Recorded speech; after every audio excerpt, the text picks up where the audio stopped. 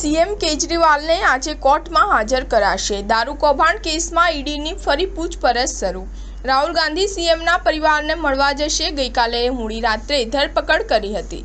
દિલ્હીના સીએમ અરવિંદ કેજરીવાલની 21 માર્ચની સાંજે ઈડી દ્વારા દારૂ નીતિ કેસમાં સીએમ આવાસથી ધરપકડ કરવામાં આવી હતી। ઈડીની ટીમ 10 મીએ તેમને સમન્સ પાઠવવા આવી હતી।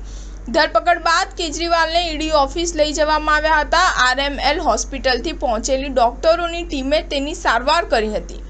કેજરીવાલે ઈડી લોકઅપમાં રાત વિતાવી। આજે આમ આદમી પાર્ટી કેજરીવાલની ધરપકડનો વિરોધ પણ કરશે। આજે કેજરીવાલને હાઈકોર્ટમાં રજૂ કરવામાં આવશે। દિલ્હીના સીએમનું મેડિકલ તેમને કોર્ટમાં હાજર કરતા પહેલા જ થઈ શકે છે।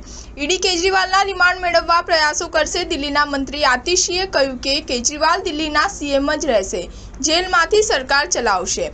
કેજરીવાલની કાનૂની ટીમે સુપ્રીમ કોર્ટમાં અપીલ કરી અને તાત્કાલિક સુનાવણીની માંગ કરી છે। આ કેસમાં બીઆરએસ નેતા કે કવિતા, જે પહેલાથી જ ઈડીની કસ્ટડીમાં છે, તેણે પોતાની ધરપકડને એસસીમાં પડકારી છે।